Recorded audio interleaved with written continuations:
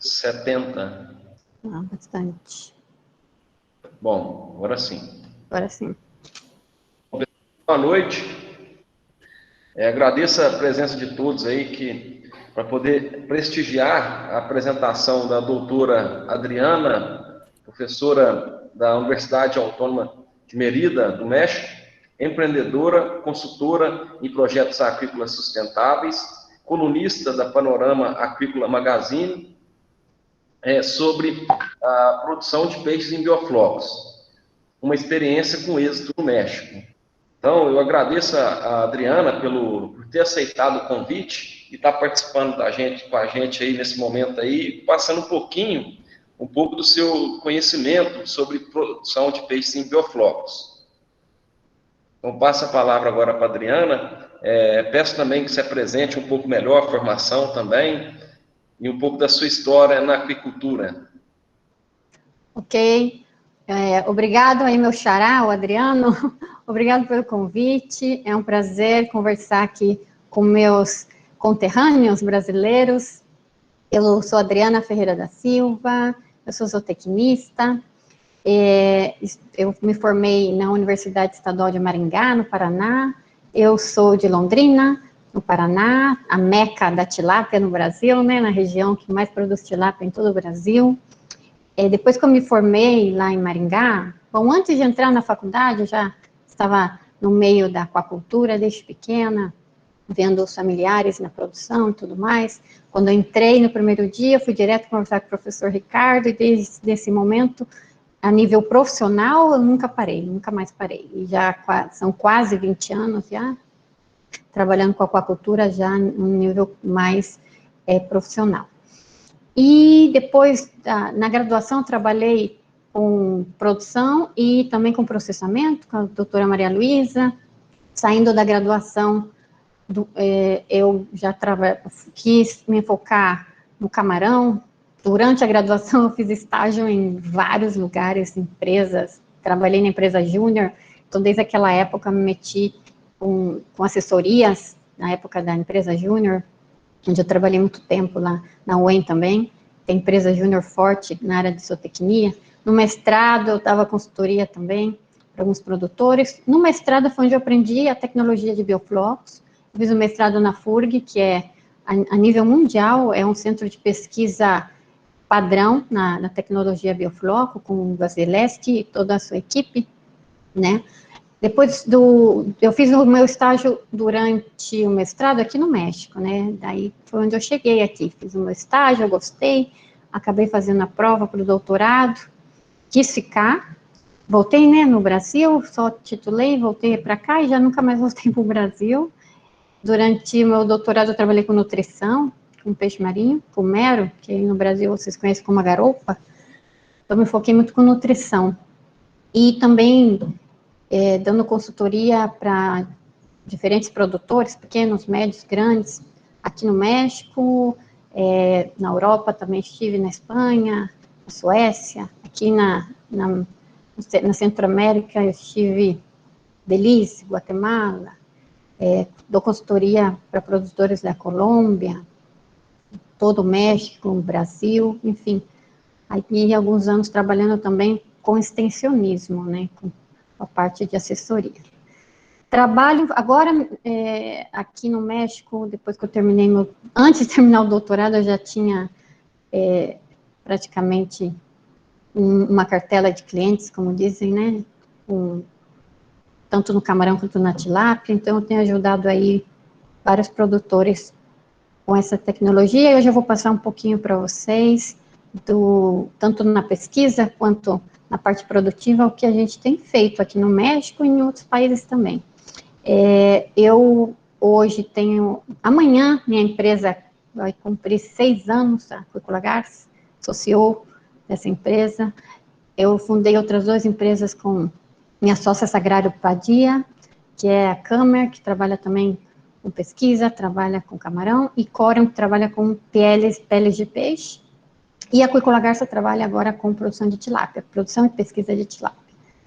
E aí me meti nas redes sociais, né, Adriano? Também me meti já desde 2016, trabalho como scientific influencer, no LinkedIn, no Face, no Instagram, trabalhando, tem um blog também, vou deixar no final todos os meus dados para vocês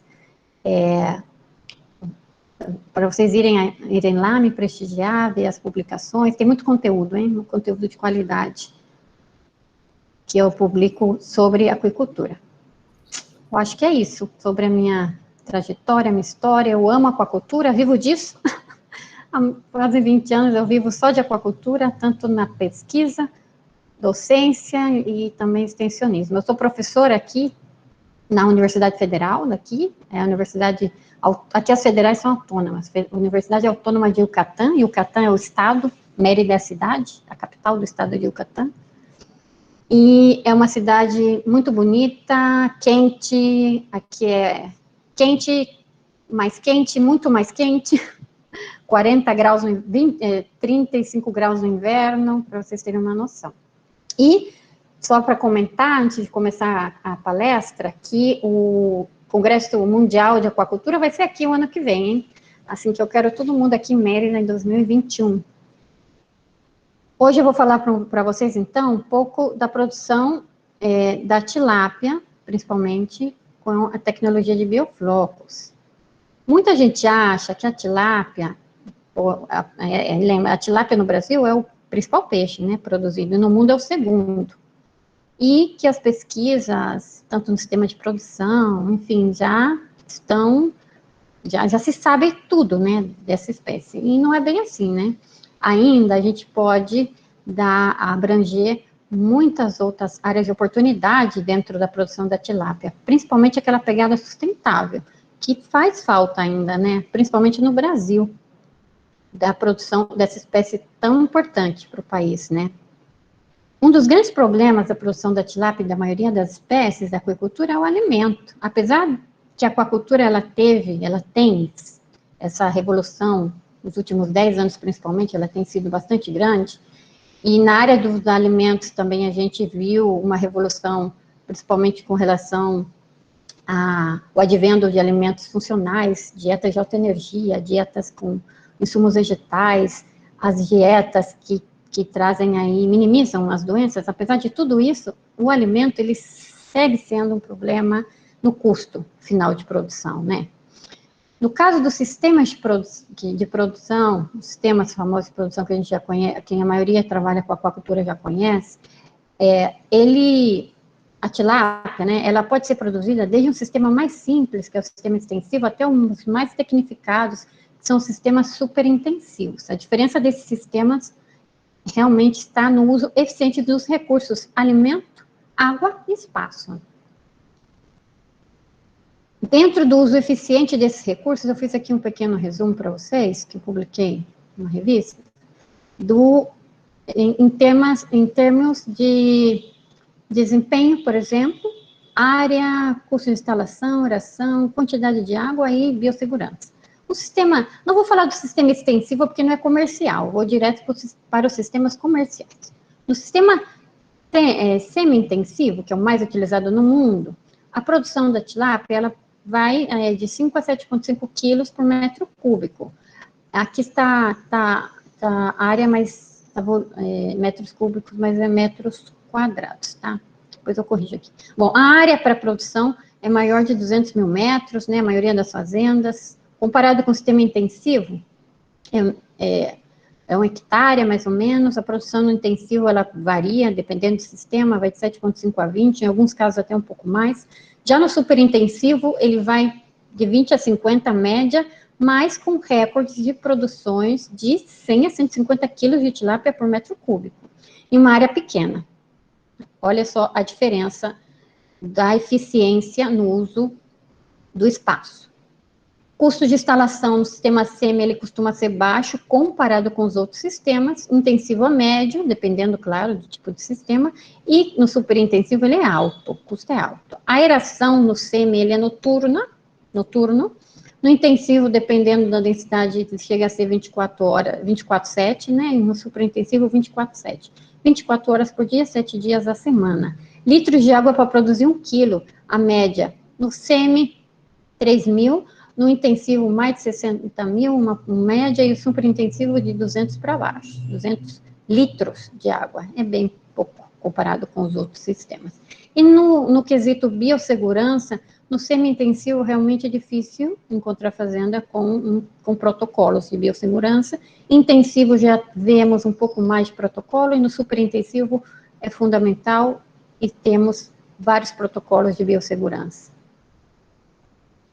Dentro dos sistemas de aquacultura intensivo, superintensivo, temos várias opções, né? Temos a aquaponia, temos os sistemas multitróficos e temos a tecnologia de biofloco, que é o tema da conferência de hoje. Tecnologia biofloc ou biofloco, não? Antes chamada sistemas heterotróficos. Na minha época, em 2006, quando aprendi, a gente chamava de sistema superintensivo, sistema heterotrófico ou ZEA. ZEA, pelas siglas em inglês, que significava zero troca de água, um sistema heterotrófico e aeróbico, né? Mas já caiu por terra esse nome, porque é um sistema onde a gente encontra também organismos autotróficos, não só heterotróficos. O biofloco, né? O biofloco, que é a unidade da tecnologia. Então, a maioria das pessoas fala sistema biofloco. Não gosto muito de usar essa palavra sistema, não. Vamos corrigir. Pode ser que até vocês encontrem aqui na minha apresentação, mas o correto é tecnologia biofloco, que pertence ao sistema superintensivo de produção, sim?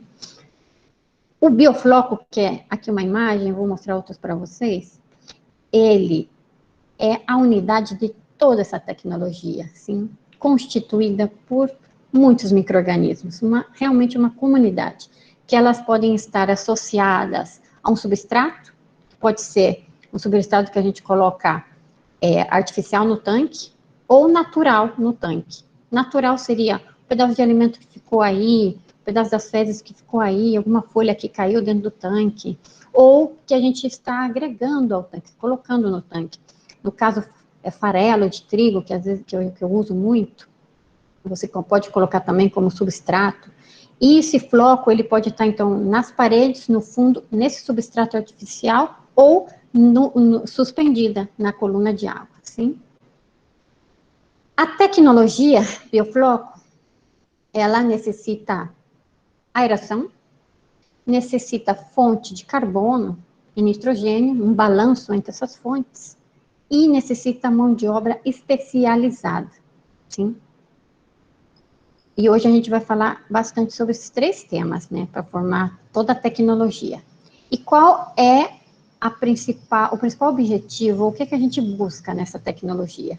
Produzir mais com menos. Menos quê? Menos água, menos alimento, um custo ambiental mínimo, né, que é um tema muito importante nos dias de hoje. Hoje a gente vive uma pandemia causada por uma falta de cuidado com o ambiente, uma falta de cuidado, uma falta de inocuidade, uma inseguridade alimentar que a gente tem hoje, e o biofloco, ele é tudo o contrário. Com ele a gente vai conseguir uma sanidade e inocuidade ótima, a gente vai conseguir garantir a seguridade alimentar devido às características dessa tecnologia, né? Então, aqui que a gente vai ter um baixo impacto aliado com altas produtividades, porque eu tenho qualidade de água, eu tenho alimento 24 horas, eu tenho aeração 24 horas, tudo que os organismos aquáticos precisam para chegar ao seu melhor desenvolvimento, né?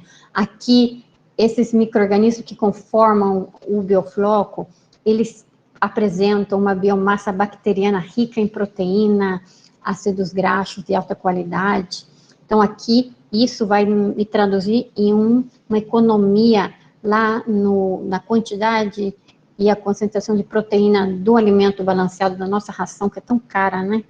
O efeito também probiótico que a gente tem dentro dessa tecnologia é incrível. Os resultados encontrados para a tilápia demonstram que aqui os animais, eles tendem a não ficar doente comparado com o sistema tradicional. E isso já foi provado com várias pesquisas. Aqui, em suma, a vantagem principal, então, é troca mínimo zero, menor área de cultivo, muita biossegurança, mínimo impacto, né? E intensificação da carga. E, claro, redução da proteína. Nem tudo são flores. É muito importante considerar que também existem desvantagens. O biofloco não é para todos os produtores. Não. O biofloco necessita uma autoinversão inicial. Não é um sistema barato. E não se recomenda produções de biofloco em caixa d'água. Isso não é um negócio. Se você quer fazer uma produção para uma pesquisa, muito bem-vindo. Uma produção na caixa d'água para você aprender, é válido. Para você ganhar dinheiro? Não. Isso não é uma realidade. Temos que cuidar muito desse ponto. Quem me escuta aqui e trabalha com o produtor, é fundamental que o produtor reconheça que esse sistema é caro, necessita inversão alta. Sim? É muito importante saber. Eu vou conversar isso lá no final, onde eu mostro os gastos, algum tema de finanças. Aqui o custo energético a gente vai conversar também, mas ele depende. Esse elevado custo energético depende, né? Vamos conversar também sobre ele hoje, mas é algo que a gente deve considerar como desvantagem para quem não aplica o protocolo e o manejo adequado dos equipamentos. Necessita um capital humano, que eu falo, muito forte. Aqui você necessita um profissional que conheça de aquacultura básica e conheça da tecnologia biofloco para você estar seguro de que o sistema ele vai ser exitoso. Então, aqui você deve ter um profissional de excelência trabalhando com você. Sim, deve ter uma pessoa com experiência, pelo menos o cabeça do projeto deve ter experiência, porque não é fácil. Isso que o biofloco é fácil? Mentira. Não é fácil, não. Tem que estudar muito, tem que conhecer muito, porque fácil não é. Risco de micro-organismos tóxicos sempre e quando não cumprem certos protocolos. Se você faz o protocolo corretamente, isso não existe. O mesmo passa com o fósforo, sim? Mas é um risco. Como que eu formo, como se gera o biofloco?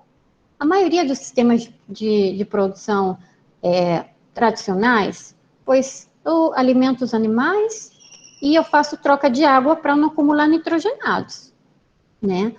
Principalmente amônio.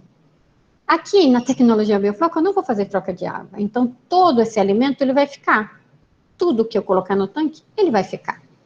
Então esse alimento, pois quando ele oxida, quando ele degrada, nos transforma em matéria orgânica. Essa matéria orgânica, ela deve ser eliminada. Como que eu elimino? Dentro da tecnologia biofloco, eu tenho que incentivar certos micro-organismos. Esses micro-organismos, em geral, são bactérias heterotróficas, quimiotróficas. Vamos conversar sobre ela um pouquinho mais para frente. Essas bactérias, elas vão degradar esses nitrogenados, transformando em uma substância que não é tóxica. Aqui vai entrar bastante o tema da qualidade de água, né? Vamos ter, então, a transformação do amônio em nitrito, do nitrito em nitrato, sim? Para isso ser efetivo, esses micro-organismos necessitam um balanço de carbono com nitrogênio. O nitrogênio, pois o alimento mesmo ele tem, né? Até em excesso. E eu tenho que equilibrar esse nitrogênio com a fonte de carbono. Essa fonte de carbono, ela é diversa. Pode ser usado a melaça de cana-de-açúcar, que é mais utilizada no mundo, de fácil acesso, tem seus detalhezinhos aí. Pode ser usada a farinha de trigo, a tapioca, a dextrosa, o próprio açúcar pode ser usado como fonte de carbono, sim? Deixa eu voltar lá. Tá. Então, uma vez equilibrado a quantidade da razão carbono-nitrogênio, que para tilápia eu uso no início da produção 12:1, relação carbono-nitrogênio, já na engorda eu uso 8:1, relação carbono-nitrogênio. Uma vez você conseguindo fazer esse processo, você tem um equilíbrio aí dos nitrogenados. O nitrato, que é o último dentro do processo de nitrificação, o último composto nitrogenado, ele serve para outros grupos de organismos, no caso das microalgas. Essas microalgas, elas são alimento base para o zooplâncton. E o zooplâncton, queridos, amigos do Brasil, ele é o que faz a tilápia engordar, e o camarão, no biofloco. Por isso que a gente tem aí essa economia do alimento. O biofloco, ele, aqui como vem na imagem, ele, o que a gente vai ter aqui? Ele vai ter um tema de relação trófica, que a gente fala predação-depredação. Então, durante esse processo aqui de predação-depredação, a gente tem toda essa cadeia microbiana, todos esses micro-organismos em equilíbrio. Então, é aí onde a gente deve conhecer também um pouco de ecologia microbiana para poder equilibrar a razão fitoplâncton na microágua com o zooplâncton. Aqui, então, um resumão, né, nesses slides, de todos os micro-organismos que eu tenho no biofloco, né? E o biofloco, o que ele vai ser? Ele, a tilápia, ela abre e fecha o opérculo, abre a boca, fecha a boca. Então, aí o floco, ele entra. No caso do camarão, o camarão aproveita muito mais o biofloco, porque ele é seletivo. Ele vai lá e ele agarra o floco. A tilápia, indiretamente. Então, a gente deve também cuidar muito para que não seja um excesso esse floco. Mas, se você faz o processo, eu vou explicar daqui a pouco que a retirada desse excesso não vai ter nenhum problema. É até importante você manter esse floco dentro do tanque, justamente para ele servir de alimento para a tilápia. Então, olha só que bacana. No sistema tradicional, eu ia abrir a comporta para tirar água e adeus todos esses micro-organismos. Aqui não, aqui todos eles, toda essa cadeia microbiana, ela fica no tanque, ocorre todo esse processo que eu expliquei, e o alimento, de certa forma, ele vai voltar para a tilápia. Então, é aqui que a gente vê essa vantagem bastante interessante do biofloco, né? Então, o alimento que ia ir para o lixo, literalmente, aí, como efluente, ele vai voltar a fazer parte da alimentação da tilápia, por esse lado. Aqui é a fonte de carbono. Então, aqui eu tenho outra imagem do biofloco, olha, ele se a gente, aqui no microscópio, aqui do lado, você pode até ver, dá até para ver, olha, como ele sedimenta, né? Por que está café? Porque aqui eu usei como fonte de carbono para as minhas bactérias o melácio é café. Então, não é que a água está suja, não, está pintada dessa cor, porque eu usei o melácio da cana-de-açúcar e a café. O biofloco, então, ó, vista no microscópio, ele é irregular, ele não tem uma estrutura formada, não posso falar, esse é o biofloco, não, ele tem uma estrutura irregular, porosa, posso falar que é deformável até, e o tamanho, sim, é importante, sim? Já, depois de tanto tempo estudando, a gente conseguiu ver, para camarão, que 250 micras é um bom tamanho, porque é onde a gente pode encontrar certos zooplânctons que o camarão, ele aproveita melhor. Para tilápia, está mais ou menos entre 250 e 500 micras. Não pode ser muito grande os flocos, porque aqui nesse esquema de baixo, eu tenho um floco aqui, nesse esqueminha, mostrando que o floco no centro, aqui, é onde eu vou ter uma baixa atividade metabólica. Então, se o floco é muito grande, os micro-organismos que estão no centro, que no caso a gente já sabe que os primeiros micro-organismos que se assentam no substrato são as bactérias quimioautotróficas, é bastante química, já sei, mas é importante saber aqui. Essas bactérias é a famosa bactéria que oxida o nitrito. Por que muita gente perde camarão ou tilápia por nitrito? Porque não conhece a estrutura do biofloco. Então, aí vai. Para o biofloco ser efetivo, ele necessita não ter um tamanho adequado, sim, tá? Então, aqui, é importante que aqui na parte mais central, ele tenha acesso ao carbono, ao nitrogênio do balanço, que eu comentava, tem acesso ao oxigênio, porque é importante, sem oxigênio, nem a tilápia, nem toda essa cadeia microbiana, ela não vai ter vida, ela não vai crescer, ela não vai multiplicar, sim? Então, é muito importante. Então, aqui é um esqueminha que eu gosto de colocar para explicar que o tamanho do floco é importante para manter toda essa cadeia de micro-organismos. Depois da bactéria quimioautotrófica, temos a heterotrófica. Em quantidade de biomassa, a heterotrófica é a que a gente mais vê, a gente mais encontra. E ela é bastante efetiva no processo de transformação do amônio por nitrito. Já a quimiotrófica ela está em menor quantidade e ela é lenta, muito lenta na formação. Então, o que eu costumo fazer é incentivá-la primeiro dentro do sistema. Posso incentivar com ureia, com nitrito de sódio, aí eu utilizo outros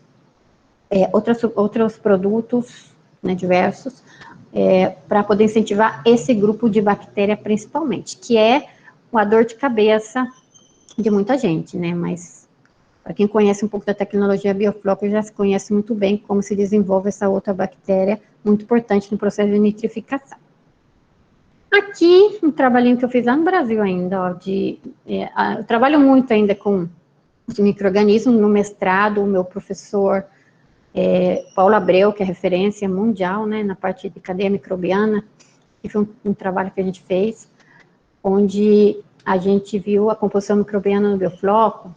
Aqui um exemplo, são muitos, né, então tenho aqui os nematóides, os rotíferos, encontro muitos organismos ciliados, flagelados dentro do biofloco, e eu quis colocar aqui a cianobactéria filamentosa, que a gente encontra também, mas ela não é bem-vinda, não, principalmente na tilápia.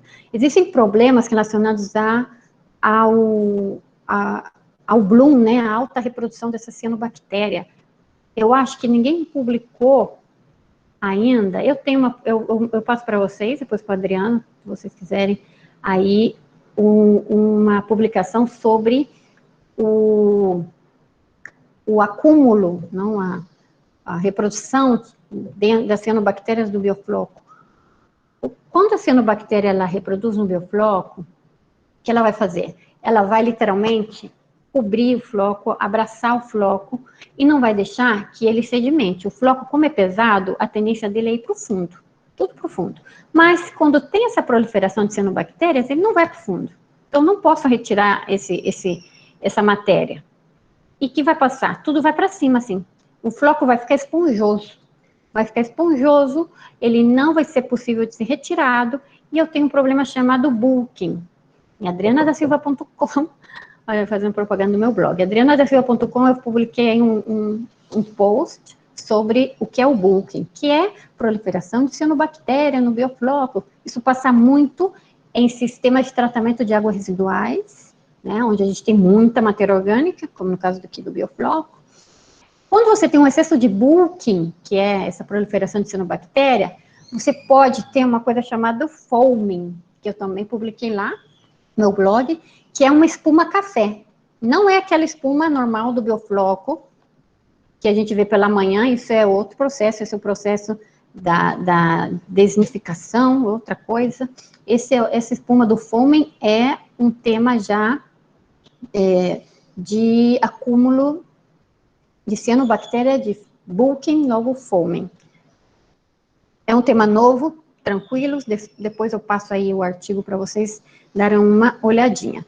Por que eu comento isso aqui? Porque muita gente fala, olha só o meu biofloco, e mostra a imagem do biofloco, tem foaming, e a pessoa não sabe. É uma água muito esponjosa que ele não consegue retirar, né?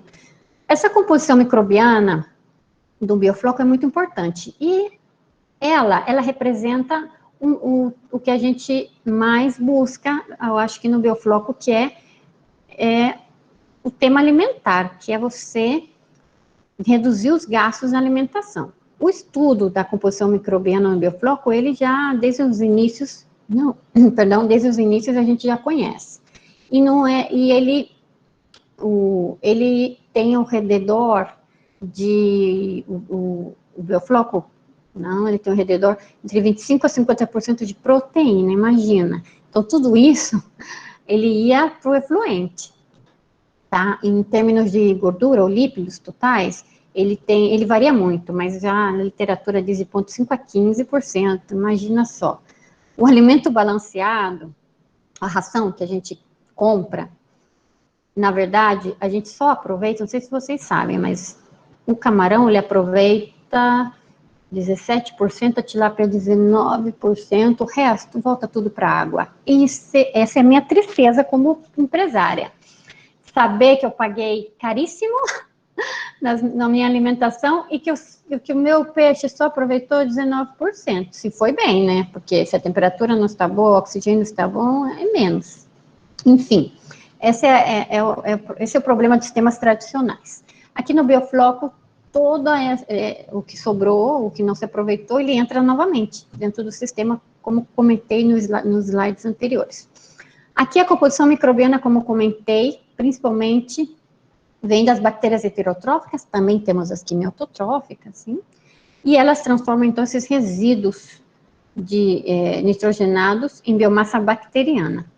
Então, aqui, nada mais para comentar, que esse trabalho é um trabalho dos meus colegas lá do Brasil, não só no Brasil, nos Estados Unidos, Israel, México, enfim, todo mundo, em todos os países já deve ter, trabalhos, existem vários trabalhos com o valor nutricional do biofloco, não desconhece bastante. Aqui um trabalho nosso lá no Brasil, onde a gente mediu um floco já estável, um floco já de algum tempo, durante 45 dias, e olha só, a gente não vê que a gente tem proteína cruda, realmente não muda muito a proteína, bastante estável.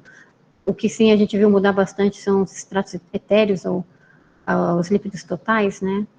E olha só, as cinzas, muito elevado. As cinzas em cultivos biofloco é elevado porque o que sobrou do alimento, não, que o peixe excretou, o que sobrou da ração que o peixe não comeu, ele vai ficar no tanque, vai sofrer um processo de hidrólise, e todo esse material, ele vai voltar para o tanque, né? Então, por isso que a gente tem tantas cinzas aí dentro do biofloco. E é um problema, porque o biofloco gera resíduo.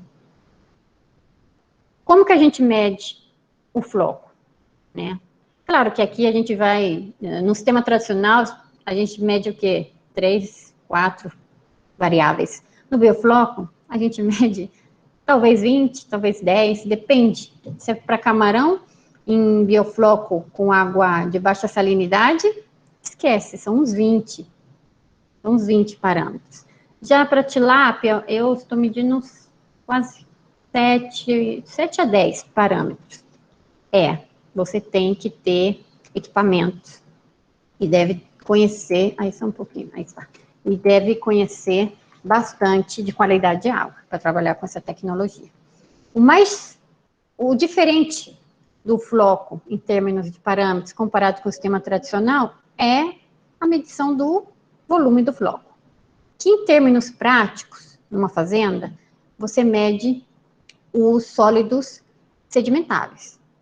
Só que os sólidos, eles também estão divididos em sólidos totais, sedimentáveis, voláteis, etc. Para camarão, eu costumo medir total. Para tilápia, não, vou ser bem sincera.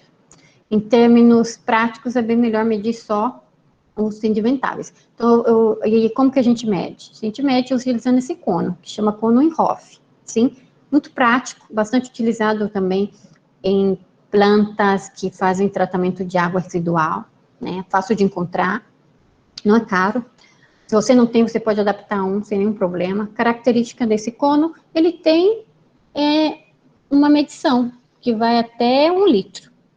Como você mede, agarra a água do tanque, vai na sombra, né, por favor. Por quê? Porque tem aqui na sombra, temos microalgas. A microalgas, se a gente coloca no sol, ela tende a ir para cima e nunca vai sedimentar.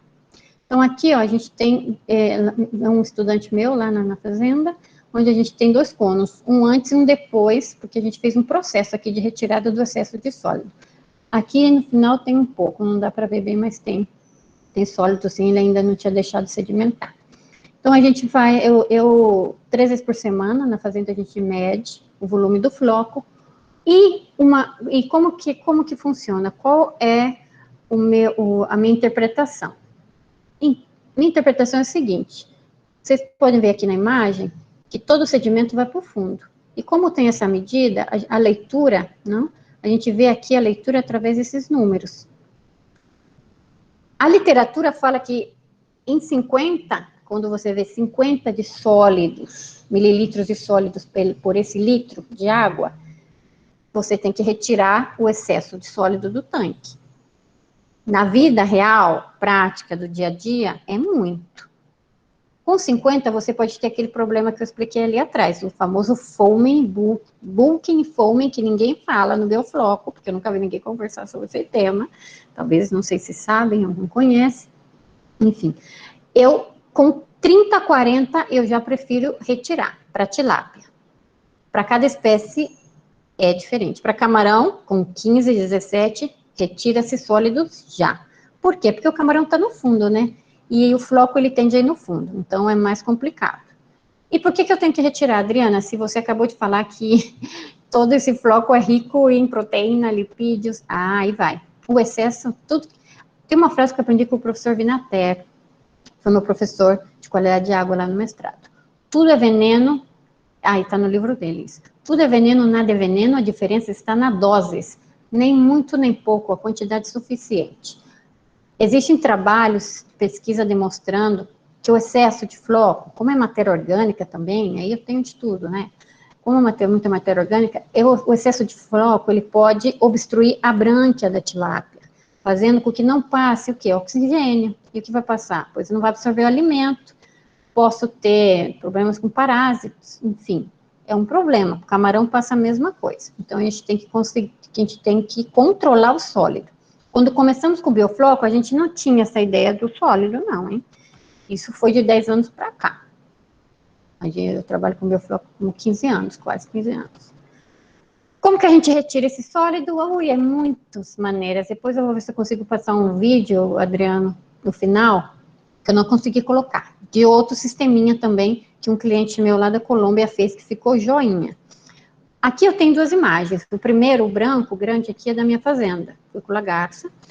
Esse trabalho de pesquisa, a gente fez um trabalho de pesquisa primeiro, financiado pelo CONACYT, que é a nossa CAPES aqui no México. A gente conseguiu dois projetos bem bacanas, com sólidos. E à direita aqui eu tenho, aqui no México também, uma fazenda que eu dei assessoria. Tenho agora 2, 3 amigos meus que trabalham lá, direto ou indiretamente. Outro está indo esse mês para trabalhar nessa fazenda. É uma fazenda muito grande, que está em Oaxaca. Então, aqui temos 2 sistemas de sedimentação de sólidos, ou clarificador, onde a gente tira a água do tanque passa por esse sedimentador, decanta e pam, pam, volta a água limpa sem o excesso de sólido, assim, simples. Como você vai fazer? Então, dentro do tanque você coloca uma bomba com uma mangueira, entra dentro desse clarificador. Eu prefiro o fundo cônico do que reto. O reto é muito difícil, gente, para tirar o sólido. O cônico é muito mais fácil para tirar o sólido.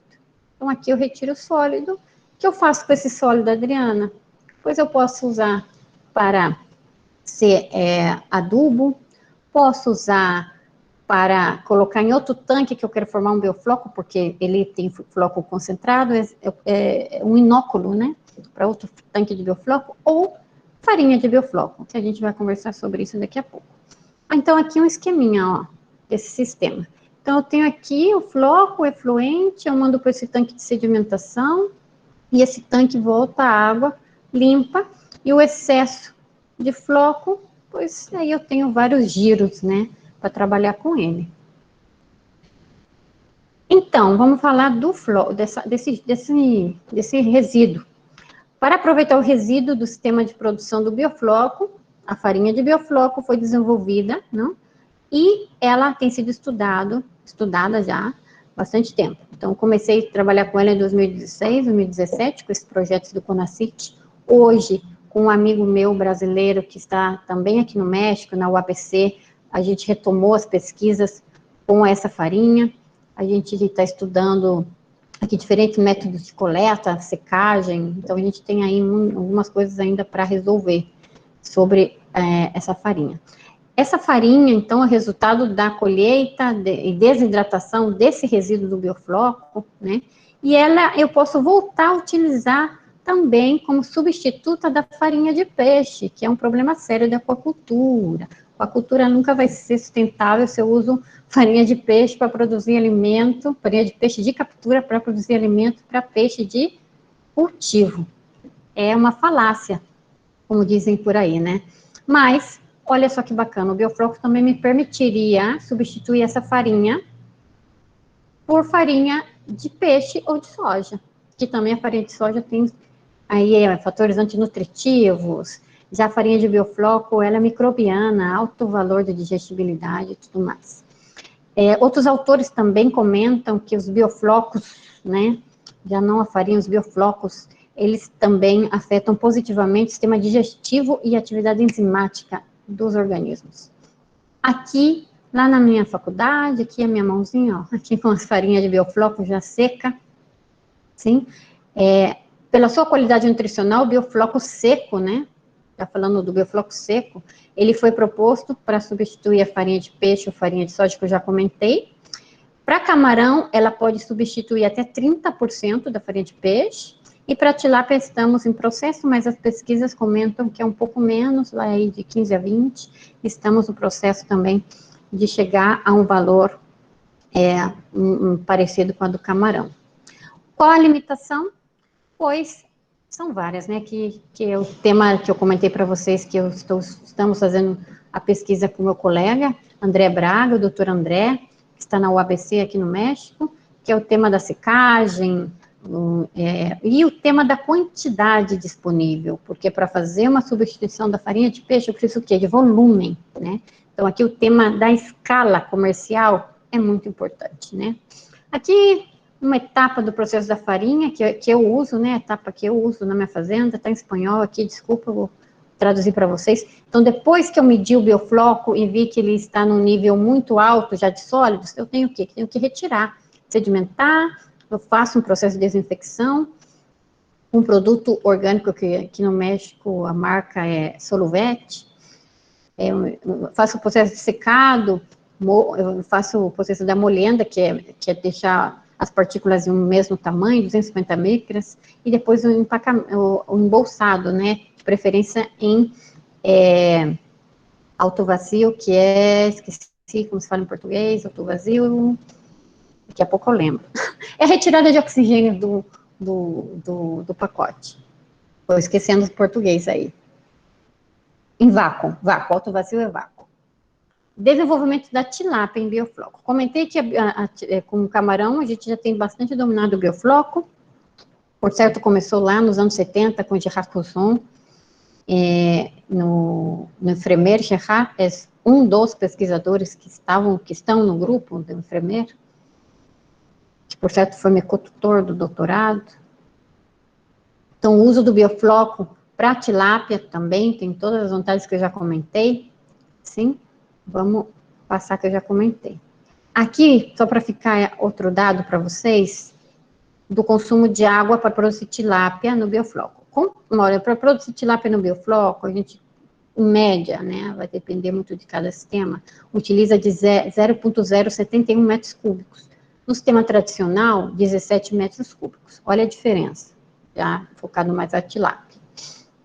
Aqui, no caso da tilápia, o tema da proteína. Outro aspecto relevante na produção de tilápia com biofloco é o consumo de proteína microbiana, que melhora a conversão alimentar, inclui atividade enzimática e estado hematológico e imunológico. Sobre o tema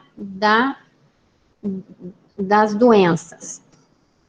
É muito difícil encontrar parásitos em peixes que estão produzidos em biofloco. Aqui, o Maurício Merenciano, que foi meu colega, ele fez essa pesquisa, por certo, o Maurício é referência mundial na tecnologia de bioflocos. Ele fez essa pesquisa com peixes, tilápia em água clara em biofloco, mediu os parásitos na brânquia e no tegumento da pele. E ele viu aqui, os resultados da pesquisa dele demonstrou, né, dele e dos colegas, demonstrou que na água clara ele encontrou muito mais parásitos, em biofloco poucas. Então, olha só que bacana também, apesar que os animais estão nesse sistema cheio de matéria orgânica, você não vê esses parásitos nos peixes. Existem várias pesquisas também com tema hematológico, sim? Tem muita pesquisa para tilápia, demonstrando que o estado de saúde dela é elevado quando ela está cultivada em meio aos flocos microbianos. No Brasil, a produção de tilápia, ela é mais em gaiolas, né? e a gente sabe que em gaiolas o tema muito grave são as doenças, principalmente streptococcus, né, é mais pesadinha. E ela, no biofloco, é difícil de ver. Por quê? Porque é uma competência entre essa bactéria e as bactérias do biofloco. As bactérias heterotróficas, elas são dominantes, elas se reproduzem rápido. Então, ela não deixa espaço para as outras. Sim? E então, por competência intraespecífica, ela elimina as demais. Sim? Sempre quando ela tenha todos os requisitos para reprodução, que seria a relação carbono-nitrogênio adequado, o oxigênio, e não ter tanta matéria orgânica em excesso. Você deve cuidar muito desse tema também. Então, olha que bacana. Então, aqui no biofloco, não temos, não vou dizer que não tem, tem sim. Quando você, por exemplo, quando aparecem doenças no biofloco, que eu já vi em vários lugares do mundo, troca de estação. É normal, em troca de estação, que as bactérias morram, porque as bactérias, igual, nascem, crescem, reproduzem e morrem. Se você não está fazendo a manutenção dessa fertilização, você vai perder espaço e a bactéria oportunista que ela vai fazer vai se reproduzir. Então, na época de troca de estação, tem que ficar muito de olho de manter a sua comunidade microbiana sempre bem, para outra bactéria não ter espaço e reproduzir. Outro tema importante, que é o coração, que eu falo do biofloco, é a aeração. Como é 24/7 a aeração, você deve buscar que seja muito eficiente. Pergunta que sempre me fazem: o biofloco não serve, meus gastos de energia são elevados. Aí vai, dica, aquadicas. Para ter um biofloco efetivo, você precisa gestionar primeiro, antes de começar o projeto, o quê? Subsídio. Não existe um país nesse mundo que não tenha subsídio de luz. Principalmente na área rural, né, gente? Tem subsídio sim, busca, se informa, porque existe. Primeiro de tudo, subsídio. O transformador da rua, você deve pedir que seja trifásico, importante. Por quê? Porque os equipamentos trifásicos, eles tendem a consumir menos energia elétrica. Mas para isso, para você usar um equipamento trifásico, você precisa ter um transformador na rua, que está lá na rua, aquela caixinha trifásica. Então, é muito importante. A maioria tem. Se não tem, você pode puxar de algumas quadras da onde você pretende fazer, ou tem a sua fazenda, que você consegue sim. E se não, você tem que fazer todo o processo de solicitação. É importante, isso é importante mesmo, gente. Confie em mim, porque eu vi muito projeto cair por não ter essa gestão inicial, sim? Pode ser que eu já tenha a minha fazenda e já quero só mudar para o biofloco, perfeito. Então, vai lá, pede esse apoio, muda o tipo de energia, o cobro, né, que eles te fazem, dar voltas, porque eu dei muita volta, várias voltas para pedir esses apoios, várias voltas na estação de luz aqui, que é a CFE, Comissão de Luz, para poder gestionar que eu tivesse um transformador trifásico, para pedir, para poder usar um equipamento trifásico. Esse é o primeiro, né? Depois, já tenho tudo isso, já tenho meu subsídio, e agora? Qual é o sistema de geração que eu vou utilizar? Vamos lá. Depende do quê? Do tanque que você tem. Se eu tenho tanques geomembrana, tamanho médio, eu vou optar por certos sistemas de geração. Se eu tenho tanques geomembrana também, porque o biofloco não pode ser fundo de terra, hein? Geomembrana, mas tanques, tipo, tanques cavados, né, cobertos com geomembrana, maiores, então eu vou optar por um sistema de geração diferente. Então, aí você tem que ver também o tema do tamanho do seu tanque, profundidade do seu tanque e o aerador. Por quê? O soprador, que é o mais utilizado, o nosso famoso blower, né, ele consome muita energia, ele não é tão eficiente. Mas ele é muito bom para o tema da desgasificação, né? Como o biofloco você não faz troca de água, é importante ter esse processo para retirar desses gases, porque o CO2 também pode ser tóxico e eu tenho que eliminar ele também do sistema. Ele não é legal também, o soprador, porque ele não funciona sozinho, não. Ele precisa de um difusor. Eu coloquei aqui a pedra, a mangueira e o disco são mais utilizados. Então, olha só, ele precisa de um montão de acessórios, fora o PVC, né? E fora que ele esquenta, né? Em lugares quentes como onde eu tô, também não é muito legal. Faz um ruído e ele precisa de muita manutenção, muita manutenção. Precisa de um filtro, ó. Preciso também de medir a pressão, então eu tenho que colocar um barômetro, muitos acessórios. Mas ele é o mais utilizado, principalmente para tanques de geomembrana, né? Os tanques elevados de geomembrana.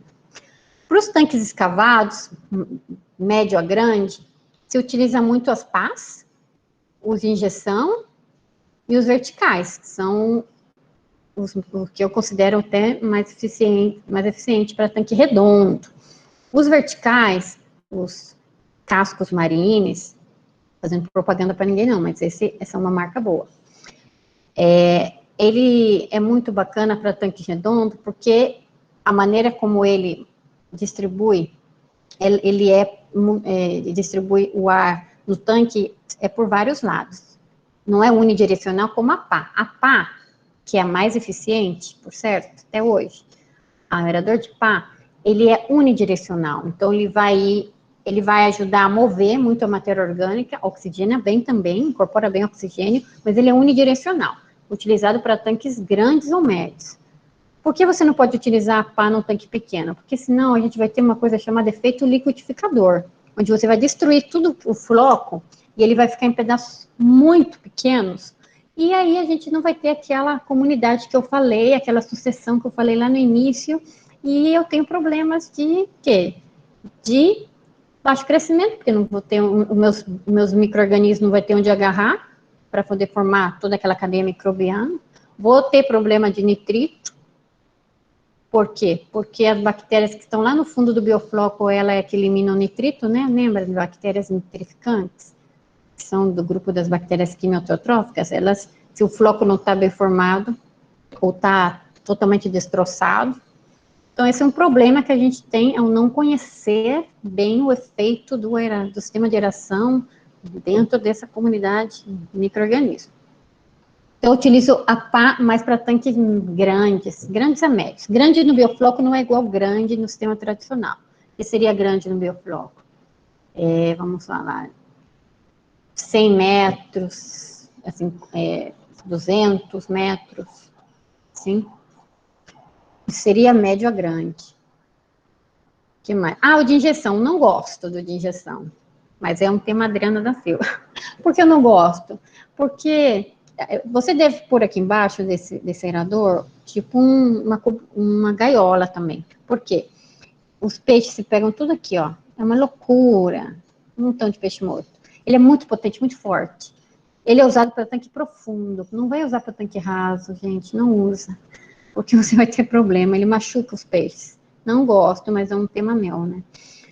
É usado? É usado. Mas não é o que eu recomendo, não. E o que eu recomendo?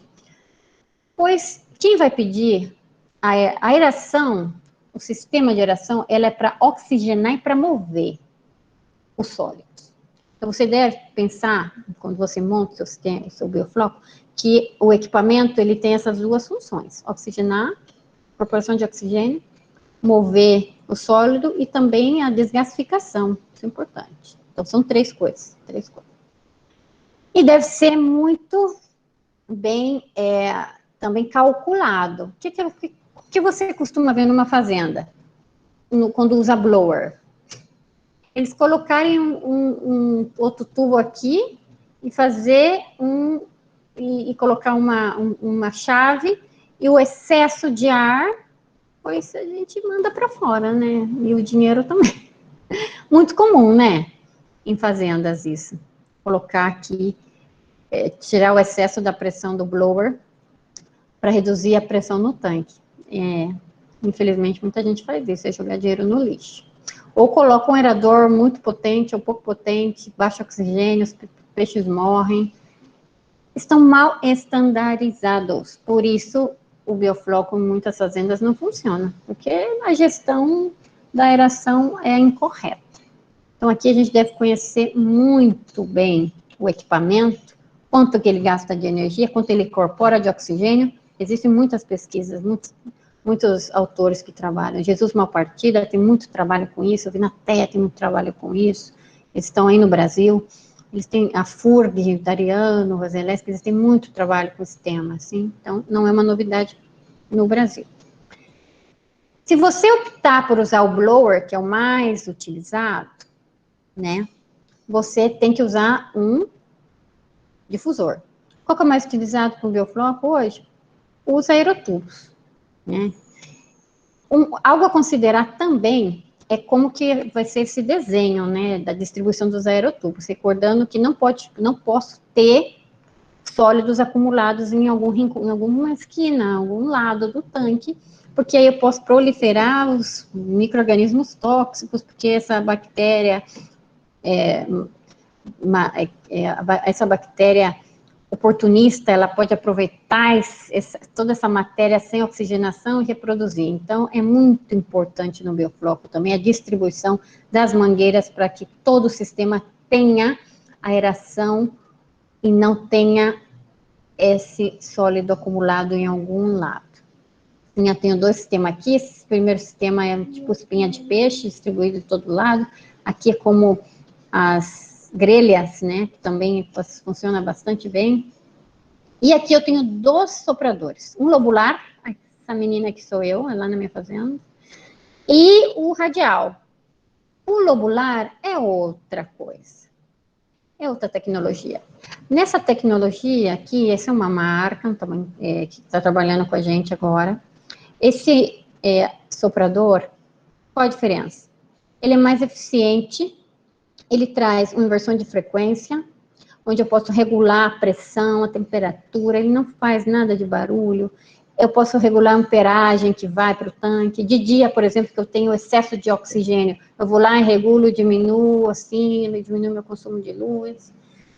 Enfim, ele tem muitas vantagens comparados com o radial, que é o que a gente mais usa. Então, eu estou fazendo aqui várias pesquisas, já estou terminando nesse ciclo, e eu logo comparto com vocês os resultados. Sim, algo muito interessante também é que vocês, durante o processo de cultivo, não usem só um tipo de aerador. Quem vai pedir aeração? O mesmo peixe, o mesmo floco. Como? Pois no começo, se usa geralmente o blower, né? Por quê? Apesar que ele não ser tão eficiente. Em geral, né? Eu já não estou usando o blower, hein? Eu já estou usando o equipamento aqui do case, o soprador lobular. No geral, as pessoas usam ainda o blower, o soprador radial. No começo a gente usa o blower porque não tem que levantar tanto sólido, assim com palavras mais simples, né? Porque se ele não tem uma capacidade de levantar tão bem quanto a água numa coluna muito elevada. A maioria dos equipamentos não tem essa vantagem. Para fazer isso, ocupa muita potência, e muita potência se traduz em muito gasto energético, sim? Então, por isso as pessoas normalmente compram um blower muito grande, pensando que ele tem que levantar muitos tanques, levantar água, mover a água e oxigenar muitos tanques com muita matéria orgânica. Isso pesa, e isso faz com que o equipamento tenha que trabalhar muito. Então, o que se recomenda? Se recomenda no começo, né, quando é alevino, usar o blower, porque são tanques menores, não precisa, quase não tem o floco ainda, está formando, e já depois eu coloco nesse tanque, se eu vou fazer se eu vou trocar de fase, para fase de pré-cria e engorda, eu vou ter que separar 2, 3 tanques, né, para diminuir a densidade. Eu posso também colocar o mesmo sistema de aeração que eu comentei agora há pouco, mas, adicionalmente, o splash aqui, ó, o aerador vertical. Assim, o aerador vertical, ele será o responsável por levantar o sólido, levantar toda essa coluna de água, e o blower, ele pode ser responsável por oxigenar nada mais. Ou, muita gente já tira do blower, tchau blower, até daqui a pouco, né, seguinte ciclo, e opta nada mais por usar o splash. Serve? Serve. Eu faço assim e funciona muito bem. Se você tem uma biomassa muito elevada, pode utilizar os dois sem nenhum problema. Então, quem vai me pedir a aeração? O tanque, o peixe, o sistema. Eu posso fazer esse sistema misto. E agora, nos últimos anos, a última moda em Paris que eu falo, é o uso dos injetores, outro tipo de injetor, que é o famoso Venturi, que é um tipo de aerador injetor. Eu não tenho, porque imagina eu falar para o meu sócio, sócios, mudou tudo, hein? Vamos trocar todo o meu sistema de aeração. Sabe o que eles vão me falar, Adriana? Tchau. Já invertemos muito dinheiro. Por isso que eu não troquei. Já provei? Já provei. Um grande amigo, Gabriel, ele esteve aqui com a gente, ele sabe muito dessa parte do sistema de aeração, ele que me atualizou em muitos temas. É o Dr. Gabriel Martins. Ele trouxe do Brasil naquela época, 2017, mais ou menos. E a gente provou, funciona super bem. Só que é caro, né, gente? Naquela época, pelo menos, era muito caro. Eu sei que até agora ainda é caro. Os famosos nozzles, né? Que em inglês é boquinha, em espanhol boquinha. Aqui no desenho a gente vê muito bem eles, ó. Eles são caros ainda, né? Pelo menos aqui no México, no Brasil, não sei. Mas qual que é a vantagem deles? Eles são muito eficientes em termos no termos do SAI. A eficiência desse equipamento, ela é superior ao blower, a pá. Na verdade, o blower, ele não é muito bom no SAI, não, que é a eficiência de aeração padrão. Quem é muito bom no SAI é a pá, né? A pá, e depois eu tenho o vertical, e lá por último o blower. Mas, em primeiro lugar, aí ainda o Venturi, ele é muito mais eficiente. O tema aqui é o preço dele, que é caro, né? E ele é bom para profundidades aí entre 1.5 e 2.5. Ele gera uma grande homogeneização na coluna d'água, que no Biofloco é uma maravilha. Então, e ele funciona com uma bomba de água, gente. Ele não funciona com uma bomba com os outros equipamentos que eu mencionei agora. Então, e as bombas de água costumam ter um baixo consumo de energia elétrica, comparado com as bombas de aeração, né? Os equipamentos aeradores. Então, olha só que bacana também. Então, se usa muito nos Estados Unidos. Em fevereiro eu fui para Miami, dei um curso lá de Biofloco, já usam bastante esse sistema, tanto para tilápia quanto para o camarão. Vamos falar do dinheiro, money. Adriana, fala a verdade. O Biofloco reduz ou não reduz o custo operativo? Operativo. Estamos falando de custo operativo, porque o custo de instalação é muito mais elevado do que os sistemas tradicionais. Sim, o Biofloco reduz o custo operativo, mas aí vai. Aqui o que a gente vai ter é um menor custo de bombeamento, porque eu não tenho troca de água. Então, aqui eu só coloco água no Biofloco para repor a água que evaporou, tá? Aqui, normalmente, principalmente no camarão, para tilápia nem tanto, né? A gente nós fazemos suplementos com vitaminas, minerais. Aqui não precisa, o Biofloco já tem tudo. Aqui, o que eu vou ter? Mais sobrevivência comparado com o tradicional. Eu tenho mortalidade de 5%, máximo 8%. Já no sistema tradicional, 15%, 20%, já vi gente com 25%, né, de mortalidade. Eu tenho bem pouca mortalidade, quase nada. Então, vai colocando na ponta do lápis.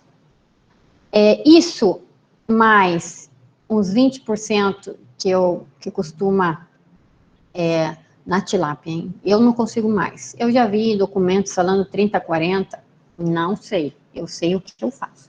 20%, entre 15% a 20%, eu economizo de alimento, fazendo um montão de estratégias. Qual é esse montão de estratégia? Eu não dou comida aos domingos, eu faço restrição de alimento. Adriana, vou morrer de fome. Não, tem floco, o floco tem muita proteína microbiana aí, que serve para eles. Então, eles comem floco. Na segunda-feira que eu faço, dou até saciedade. Que eu vou ter aí o famoso efeito rebote. Que é nós, mulheres que fazemos dieta, né? Os homens também fazem dieta. mulheres e homens que fazem dieta, é a nossa tristeza, né, para os humanos, e a nossa alegria para os animais aquáticos. Eu faço restrição de alimento, eu vou mudando aí uma série de protocolos com uso de alimento, enfim. Se vocês querem mais detalhes, fazem 2 semanas falei desse tema lá no meu Facebook, com a doutora Gabriele de Lara, a gente falou muito sobre algumas estratégias para reduzir o custo de alimentação no Biofloco. Em suma, eu faço restrição alimentar. Então, restrição alimentar, não bombeio água, muito pouco, não uso vitaminas, minerais, nada, vai colocando aí na ponta do lápis. O que mais? E todo esse esquema da energia elétrica que eu falei, né? Teve épocas que na fazenda vinha menos luz que na minha casa, né? Porque aqui, como é muito calor, tem que ter ar-condicionado, não é luxo não, é um tema de sobrevivência. Então, eu lembro que na outra casa que eu morava, vinha mais luz na minha casa que na fazenda. Por quê? Porque eu fiz todas essas voltas, gestionando, vendo, muito mantenimento, manutenção dos equipamentos, etc. Aqui, em modo geral, quanto que eu posso economizar por quilo? 80 centavos de dólares. Faz a conta em reais, porque eu nem sei quanto custa o real. Já estou por fora do real. Vamos lá. Aqui, no entanto, o maior gasto na indústria da aquicultura vem do alimento, vocês sabem, né? Assumindo que ele é 40% a 50% dos custos totais. No Biofloco, eu posso utilizar reutilizar 60% dos fluxos de nitrogênio que seriam descartados na aquicultura tradicional, alcançando uma importante redução do custo de produção. O uso de soja ou farinha semelhante em Biofloco, devido à grande quantidade de aminoácidos, proteicos, bacterianos. Bom, aqui falando sem falar da farinha de Biofloco que eu comentei para vocês, que eu também posso incorporar na dieta, né? Esse é outro tema. Falando dela, quero comentar com vocês um pouco da farinha de Bioflocos, que é a pesquisa que eu estou fazendo agora. Bom, já fazem alguns anos, eu voltei agora com o doutor André, com essa pesquisa, porque eu quero fazer o meu próprio alimento. É uma meta minha, produzir meu próprio alimento. Então, com meus alunos, a gente faz a farinha. Aqui está Jennifer, minha aluna espanhola, já não está aqui, voltou para a Espanha.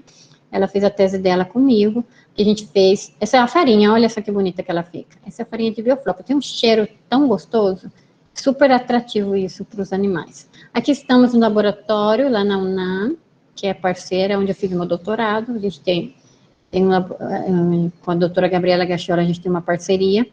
E olha só, eu usei insumos locais, né, aqui da região, vegetais, a maioria, fiz um processo para eliminar, não, os fatores antinutritivos, uma vez que eu eliminei fatores antinutritivos nesses outros insumos de origem vegetal, eu misturei com a dieta, com a farinha de Biofloco, e aqui embaixo as meninas estão fazendo os pellets. E aqui no laboratório a gente estava fazendo o quê? A gente estava medindo os solos totais. Nada mais para comentar para vocês que para resolver o problema da alimentícia em cultivo de tilápia, se é desenvolvido diferentes alternativas para complementar a alimentação. Então, aqui a ideia nossa é substituir a farinha de peixe, né? E fazer uma dieta, principalmente na última etapa do processo. Eu não penso em fazer a nível comercial, a nível de pesquisa, eu estou fazendo pesquisa desde o início até o final com essa farinha de Biofloco. Falando já a nível comercial, eu quero utilizar mais na última fase mesmo, essa farinha. A gente já fez trabalho de digestibilidade, a gente ainda não publicou, estamos nisso, ó. A gente usa o quê? Isso aqui é calabaça é abóbora. Aqui. A gente usa milho produzido daqui, enfim, já quando eu tiver o artigo, eu vou colocar nas minhas redes sociais, e aí para compartilhar com vocês. Estou no processo de escritura. Então, aqui eu uso o mesmo esquema que eu comentei lá atrás, a coleta, desinfecção, secado da farinha. Fabricamos a dieta, eu sou nutricionista nutricionista, no meu doutorado eu me especializei em nutrição de peixes, né? Então, aqui eu já formulo dietas, com a ajuda da doutora Gabriela também, do doutor Gerard Cousson. Então, aqui eu fiz uma pesquisa com 5% e 15% de substituição, agora eu estou fazendo outra com outras mais variáveis. Aqui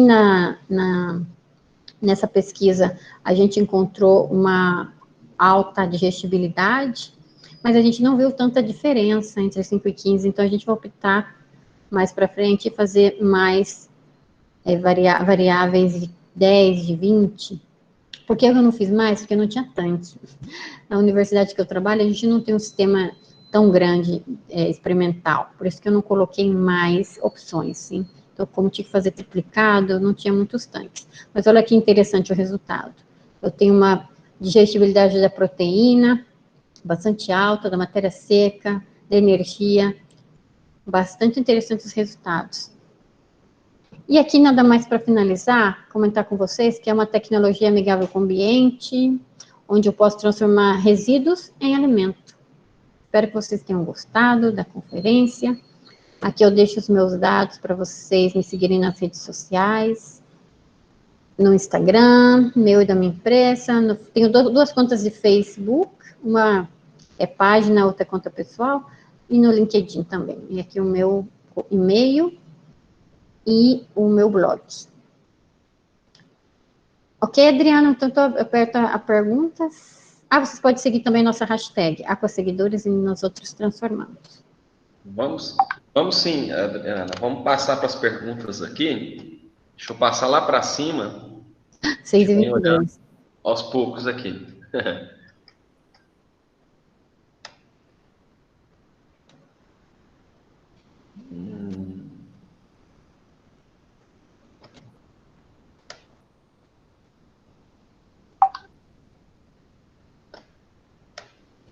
Pode deixar a apresentação, o pessoal pegar seus slides.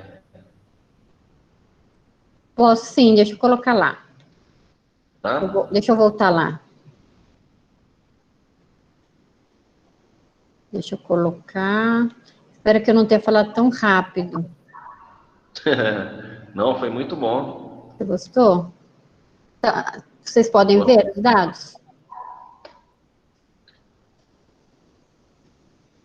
Bom, estão perguntando aqui como é que vai estar disponível depois. Já eu passo o link aonde vai estar hospedado, tá, gente? O material. Vou colocar lá. Depois coloco em PDF e eu te passo. Tá. Até o Marco Aurélio colocou o canal aqui, vai estar no meu canal, Adriano Carvalho Costa. Esse canal ele foi feito mais para a gente colocar esses materiais, tá? Que bom. A gente está produzindo aí as apresentações. Aí eu peço a Adriana, eu posso disponibilizar também o seu contato para quem tiver interesse entrar em contato lá no canal também? Claro que sim, pode colocar sim. Ó, eu voltei a colocar aqui o slide com os dados. Bom, a pergunta do Fernando é voltado para a produção de proteínas de frango e suínos. Qual a possibilidade da inserção da produção de tilápia, sendo que o custo da terra para a produção de grãos está na faixa de 250 mil o alqueire, na região aqui de Rio Verde? Seria competitivo e atrativo ao produtor? Olha, eu acho que sim, principalmente utilizando essa tecnologia, porque como vocês viram, eu não preciso de tanto espaço. O único a considerar é o tema da inversão. Você precisa, é um tipo de sistema médio a média a grande inversão, para que seja um sistema que realmente tenha liquidez, que a gente fala aqui no médico, ganhos, né? Porque se você faz um biofloco com poucos tanques, realmente não vale a pena, melhor trabalhar com o sistema tradicional. Mas, comparado, claro, com aves, comparado com essas grandes indústrias, a vantagem da tilápia é a parte do apelo ecológico, né, é o tema do preço. Não sei quanto está o preço do frango no Brasil, mas aqui o preço do frango e o quilo da tilápia, a tilápia ela tem um preço bastante competitivo. E é uma proteína que tem um valor biológico muito mais elevado que o do frango, né? Então, nesse sentido, vale a pena sim. E já em termos de negócio, não lembro, eu sou zootecnista, mas eu não lembro quanto estava o custo de produção do frango. Não sei quanto custa, mas custo de produção, vou falar o meu custo de produção aqui, tá, Adriano? O meu custo de produção vai entre 30 a 35 pesos mexicanos. Não sei com relação ao real. Eu acho que é 5, hein? Com relação ao real. Então, divide aí por 5. Multiplica. A ver, não sei quanto seria em pesos. Multiplica, né? Não divide. Para saber. Deixa eu ver aqui. Quanto seria?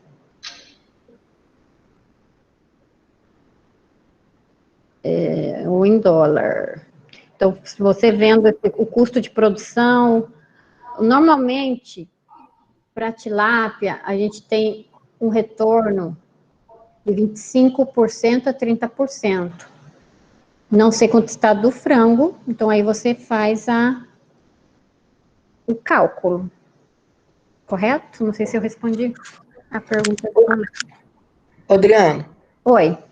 Eu também não compreendi muita pergunta do Fernando, porque a gente vai instalar a tilapicultura em sistema de bioflocos também, quando a gente tem lâmina d'água, quando a gente tem água sobrando no sistema de produção, como zootecnista analisando uma propriedade. Não, quando você Então, não tem água, né? Eu falo assim, quando você não tem água, você usa biofloco. Mas no caso lá de Rio Verde, é uma localidade que tem muita água, não tem, Adriano? Eu não sou daí da região. Ok. Se você... Olha, também é controverso, né? Hoje você tem água, mas amanhã você não sabe, né? Mas, como o companheiro falou, se você tem disponibilidade de água e você pode fazer um sistema tradicional a baixo custo, para que você quer o biofloco? Eu também concordo com essa ideia. Se você quer ter um apelo mais... Por exemplo, no meu caso, aqui onde eu estou, não tem rio. Não existe. Então, se eu trabalhar com o sistema tradicional, eu estou perdida. Eu não tenho água. Eu tenho água subterrânea. Só tenho água subterrânea. E eu tenho o Cancún aqui do lado. Restaurantes, hotéis de luxo. E gente exigente, consumidor exigente. Então, aqui vale a pena fazer o biofloco porque pagam pelo biofloco. Então, o meu custo de produção é entre 30 e 35 pesos mexicanos e eu vendo a 70, 80 pesos mexicanos, olha só. Então, não, na verdade, eu tenho mais de 25, tenho quase 40% aí de retorno. Adriana, eu caí aqui, eu não sei se passou para a próxima questão, está ainda na pergunta do Fernando aí de habilidade, né? Já respondi ele. Ah, sim. Tem alguma questão para cima? O meu apagou todas as perguntas, porque eu caí. Dá uma olhadinha, por gentileza, aí. Tá, deixa eu só sair da apresentação. Peraí, deixa eu ir lá. Tá. Eu pedi a Isabel para colocar aí o canal, né? A gente tem que colocar bastante coisa ainda, tem bastante material que está pronto já, a gente não disponibilizou ainda. Adriano, tá apresentando? Tá sim. Ok. Eu não sei onde está a pergunta do Fernando, então vai ficar difícil. Vai no chat. Sim, sim, aqui estou. Vamos aí, lá. A partir da dele ali, eu não... Deixa eu buscar. Como que era o nome? Fernando o quê? Fernando Uma. Vamos lá. Vou buscar aqui, só um pouquinho. Posso falar, Adriano? Oi, pode sim. Não, mas foi essa que eu falei, essa pergunta que eu falei em relação ao custo da terra. Mas pode falar, Fernando, se quiser complementar. Só abrir uma parte, isso, para ajudar na discussão que o colega colocou agora há pouco também.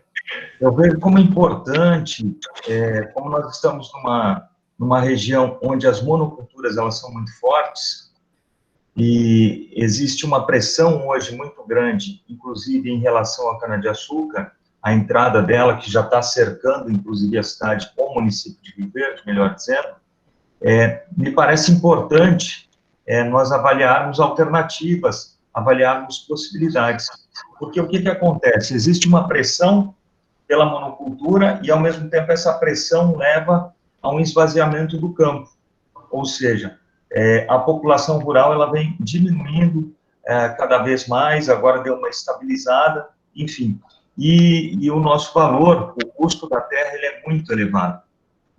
Então, me parece importante, como uma questão social, a apresentação que vocês fizeram, e aí eu fiquei encantado, Adriana, com a sua apresentação, achei ela muito bonita, e o Adriano, aqui em Rio Verde, ele já é conhecido como o rei das lives, ele é o cara que lota as lives, então, ele sempre traz temas e palestrantes importantes e interessantes, e hoje casou que eu consegui parar para assistir em conjunto. E como eu dou aula para planejamento territorial, urbano e rural, agora eu estava afastado também do doutorado, mas eu pego essa parte dentro da zootecnia, me parece importante a gente trazer essas possibilidades de diversificação das culturas, da produção.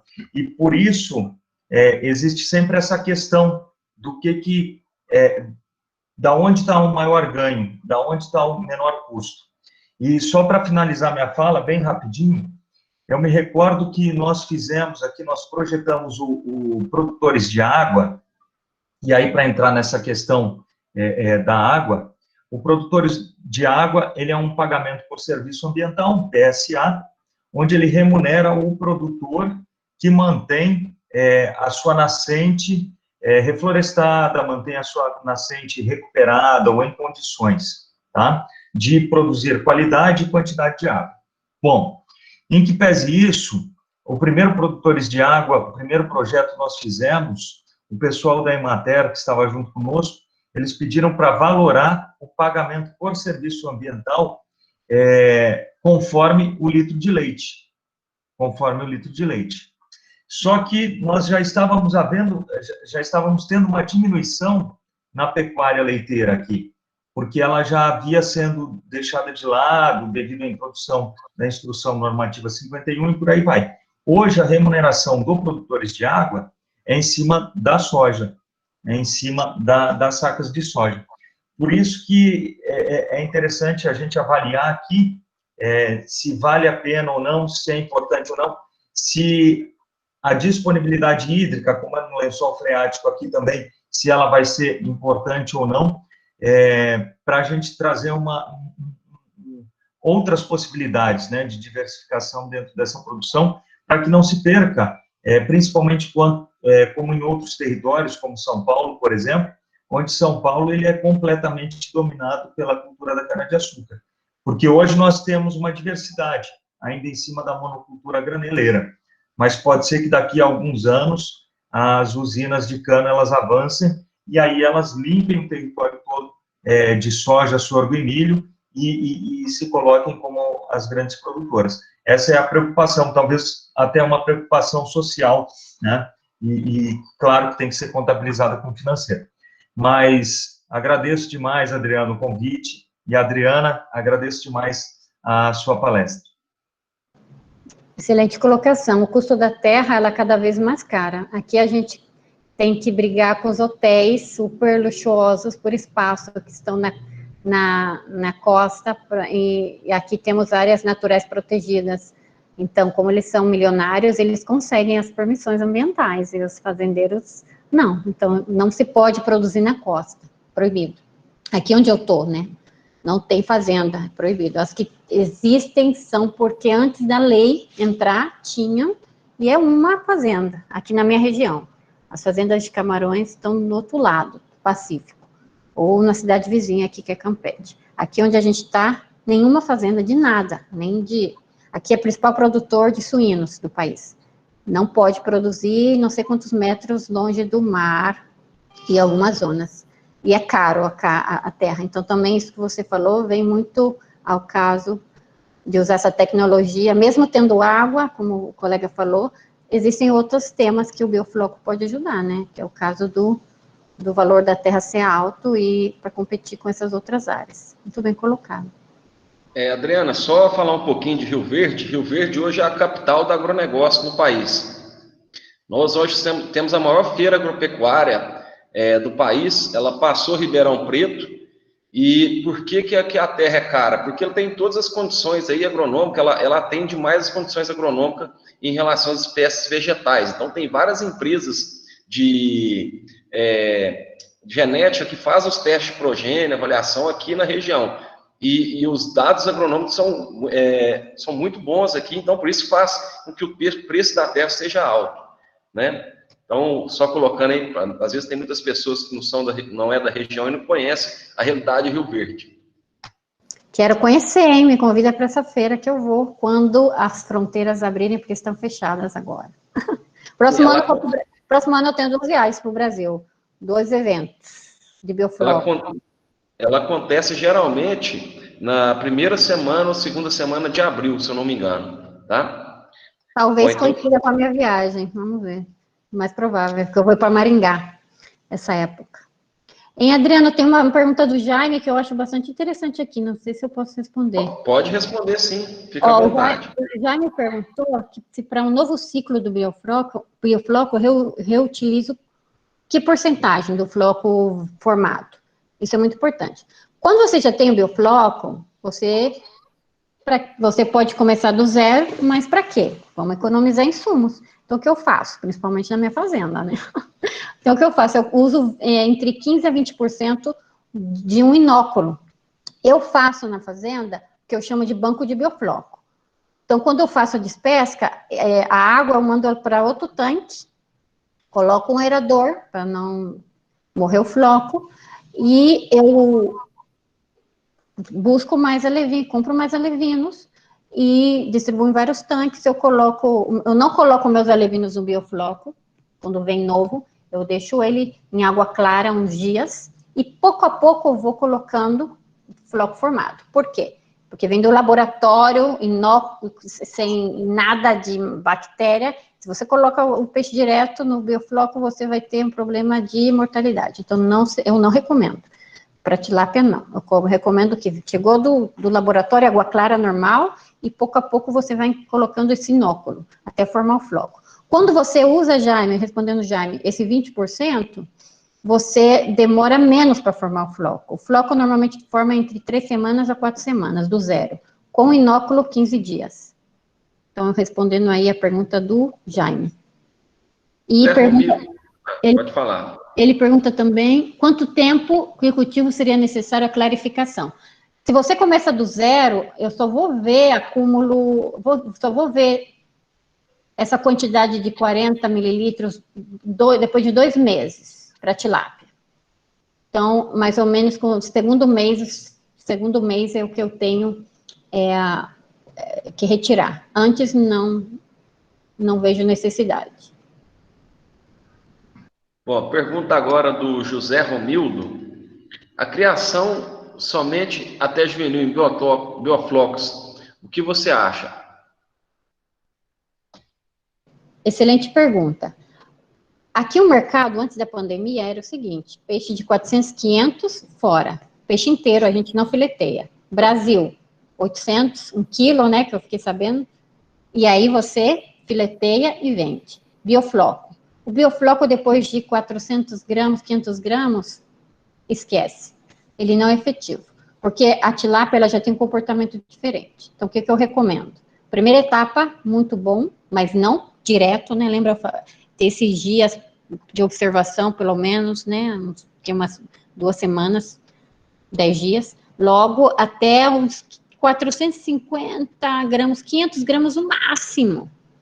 E aí, o que você faz? Reduz os sólidos, reduz, 20, a metade do que eu comentava, e você trabalha duro na alimentação com a ração, para finalizar. Porque eu não vejo, agora fazendo números, eu sou empresária, eu trabalho muito com o tema financeiro, agora, por esse período que mudou completamente o meu mercado, que agora estou indo direto com o cliente, e-commerce, eu literalmente agisto na casa de cada cliente, eles querem peixe grande, então não vi nos números, eu cheguei até 700 gramas, dos 500 aos 700. Esses 200 gramas finais, eu vi que não compensa tanto o floco, não. Eu prefiro deixá-lo, você pode deixar em água clara, você pode colocar em água clara, ou você pode deixar num floco bem baixo, tá? Só para manter as bactérias mesmo. É o que eu recomendo, na vida real. Bom, a pergunta aqui da Gabriele Teodoro: quais seriam esses micro-organismos tóxicos na questão falada das desvantagens? Aqui você pode encontrar aeromonas, pseudomonas, víbrios, principalmente víbrios. Esses são os tóxicos que você pode encontrar caso você não tenha um sistema de aeração completamente equilibrado em todo o tanque, caso você não tenha não tenha calculado bem sua razão carbono-nitrogênio, caso você não tenha incentivado suas bactérias heterotróficas e quimiotróficas. Essas são os organismos tóxicos que normalmente você pode encontrar. Bom, a formação do floco do zero, aí entre parênteses, produção nova, aí como costuma trabalhar? Gostaria de povoar com animais ou costuma maturar para depois inseri-los? Pode repetir, não entendi? Para a formação do floco do zero, como costuma trabalhar? Que eu faço do zero, eu primeiro incentivo as bactérias quimiotróficas, eu uso ureia ou nitrito de sódio, isso uma semana antes do povoamento, hein? Eu uso como substrato eu uso farelo, eu uso probiótico, pode usar e pode não usar, depende da qualidade de água. Eu uso probiótico porque eu desinfecto a água, né? Porque minha água é de poço e tudo mais. Eu desinfecto, então eu diminuo a carga microbiana. Já que eu diminuí, eu tenho que voltar a colocar. Então, eu coloco aqueles micro-organismos que eu quero que reproduzam. E eu vou incentivando eles. Eu já trabalhei muito tempo sem probiótico também, mas agora eu vejo que acelera mais o processo e me ajuda com as nitrificantes. Então, eu coloco aí probiótico, bactérias nitrificantes e heterotróficas. Então, faço esse processo antes do povoamento. Uma semana depois, eu coloco a melaça e depois eu começo a fazer o floco com o peixe aí, mas eu coloco o peixe e vou ajustando pouco a pouco o floco, né? Assim, devagar, para o peixe não sentir, como eu comentei, para o peixe não sentir tão forte essa carga microbiana.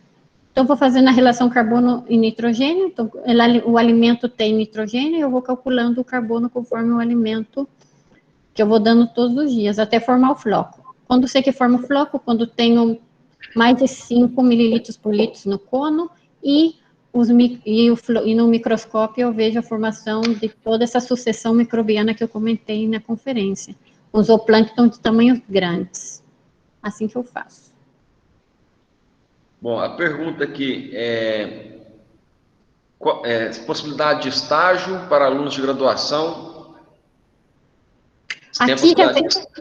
Aqui já veio brasileiro, já veio gente de todo mundo. Tem possibilidade, sim. A gente tem uma casa no povoado, que está a fazenda. A fazenda está em Tetis, que é 20 minutos daqui, no pertinho. E a gente tem possibilidade, sim. É só escrever no meu e-mail. Tá, outra pergunta aí. Agora é uma pergunta: tem algum tipo de probiótico que seja melhor? Eu já provei vários. Já provei Pond Plus, da Bayer, porque é bueno. Fazendo propaganda da Bayer. Eu já provei da Bayer, já provei da Invi, já provei muitas marcas. Agora eu estou usando da Invi, eu gostei muito. Estou usando o Pro W na água e o Pro F no alimento. Mas eu estou preferindo nem usar já no alimento porque eu não preciso. Só o Pro W eu uso na formação do floco e depois uma vez por semana só para manter as minhas bactérias ativas. Bom, pessoal, tem mais alguma pergunta? Adriana, tem uma pessoa aqui que fala do custo. Quando você passa o custo de uma moeda a outra, o peso da moeda nem sempre é válido. Então, talvez os 30 a 35 pesos aqui não seja os R$ 8,53 aí no Brasil, como o Daniel Pereira comenta. É o poder de compra, né, que você está falando, Adriana. É o poder de compra. Então, realmente, Daniel, os 8,53 você passando por real, não vai ser assim, porque não é o mesmo, não é a mesma coisa. Tá? Então, só toma cuidado quando você converte as moedas, porque não sempre é assim. Então, aqui ele comenta nada mais que 35 pesos, entre 30 e 35, o máximo, né? Seriam 8,53, ele comenta que isso ficaria totalmente inviável no Brasil, mas é o que falou agora o companheiro, como eu vi quem falou, que é o peso de compra, o Marcos, né, Marcos? Aí você faz isso, você faz a mesma conta, o rapaz que fez a divisão aí, pelo seu preço de venda. Então, ele não pode fazer o preço seu de custo de produção de R$ 8,53 vendendo a R$10, R$12 o quilo de tilápia nossa aqui. Ele tem que fazer pelo preço que você vendeu aí também, que era quantos pesos? Tem que pensar no retorno do capital investido. Retorno do capital investido. Quanto que dá de lucratividade e de rentabilidade. Eu acho que essa é a conta que tem que ser feita. Justamente. Depois. Exatamente, porque falta uma live só de finanças, né, Adriana? Vamos marcar. Se já se colocou à disposição, já tá convocada. Não sei se tem mais alguma pergunta. Tem mais uma aqui, ó. Tem um probiótico que não seja necessário em outros insumos? Como? Um probiótico que não seja necessário os outros insumos? Olha, no começo eu não usava nada de probiótico. Eu não usava nem nitrito de sódio. Quando eu aprendi o Biofloco, era só melaço. Só melaço que eu usava, só que o detalhe é que era mais lento para formar o floco, e eu não tinha tanto crescimento como eu tenho hoje. Então, você pode fazer? Pode fazer, só que os resultados não vão ser tão expressivos quando você já tem o probiótico, o nitrito de sódio, ou a ureia, que eu substituí, o farelo de trigo. Você pode substituir, sim, e não usar. Claro que você pode, mas aí o processo seu vai ser um pouco mais lento, então aí você pesa na balança esse tema. O Anderson, ele colocou que 8h31 teve uma pergunta. Eu pedi para ele perguntar de novo, porque não tá, apagou aqui do meu aqui. Pergunta de novo, Anderson. Se quiser destravar o microfone e perguntar, ou então ler ela aí, por gentileza. A outra pergunta, pelo que entendi, você leva a sua produção até 500 gramas no máximo. É porque o mercado aqui é assim. O mercado mexicano não faz filé, ele vende peixe inteiro. Quais seriam as vantagens? Quais seriam esses micro-organismos? Peraí. Essa daí já foi respondida. Deixa eu ver aqui. Essa já foi respondida também.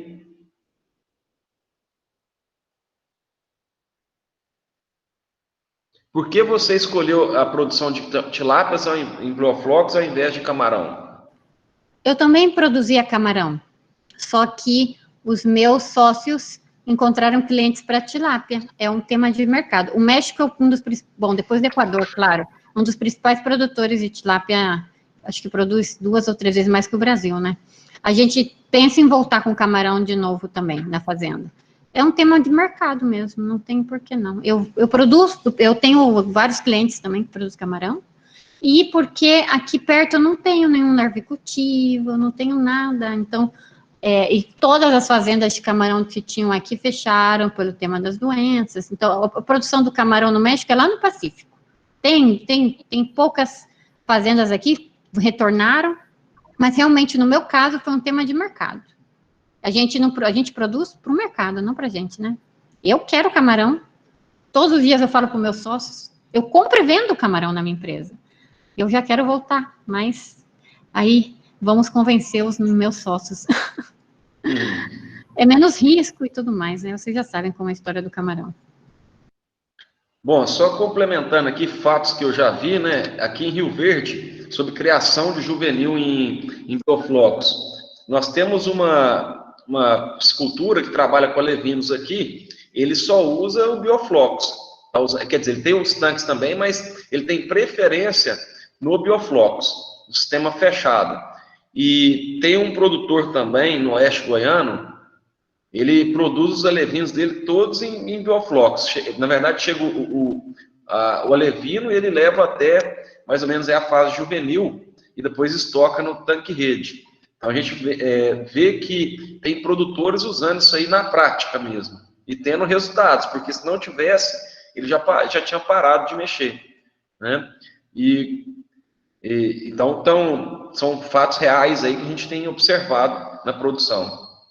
Mais alguma pergunta, gente? Sim, aqui no México, no estado de Chiapas, tem uma empresa gigante que tem aí no Brasil também, Regal Spring, e eles fazem o mesmo, produzem no berçário, no biofloco, para a tilápia ganhar força, literalmente, e depois eles engordam nas gaiolas.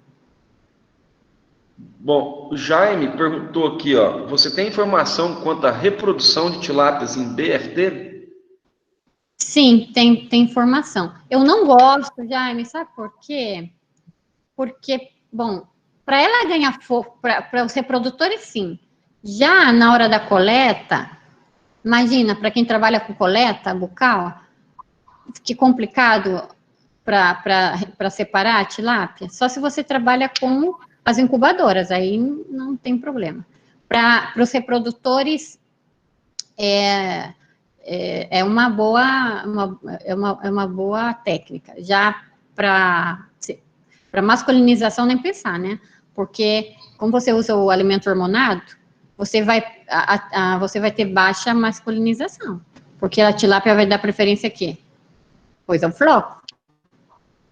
Então, não recomendo na masculinização, mas recomendo para os reprodutores ganharem força, né? Para o camarão já está mais que comprovado. Aqui a doutora Gabriela, que é minha mentora, para camarão ela usa todo o processo. Mas para tilápia, só na parte de alevinar, na parte de masculinização, aí não. Água clara, sempre. Bom, uma pergunta aqui, se ao invés de usar ferro-cimento, de usar geomembrana, tanque de geomembrana, poderia ser usado ferro-cimento? O biofloco é para industrial. Ferro-cimento é mais para social ou produções pequenas. Então, se você não tem dinheiro para comprar um tanque de geomembrana, você não pode fazer o biofloco. Desculpa que eu seja tão sincera, mas eu não gosto daquelas pessoas que dizem que o biofloco é fácil. Eu não gosto daquelas pessoas que mostram para o produtor que é algo barato, porque não é realidade, sabe, Adriano? Eu conversei isso numa live essa semana com o professor Eduardo Ballester, e a gente tem que ser bastante real enquanto a essa tecnologia. Não é fácil, mas você pode aprender se você se dedicar, estudar muito, tomar curso, e aqui o importante é deixar claro que também não é barata. Então, se você não pode comprar um tanque de geomembrana, vai estar difícil para você comprar os equipamentos.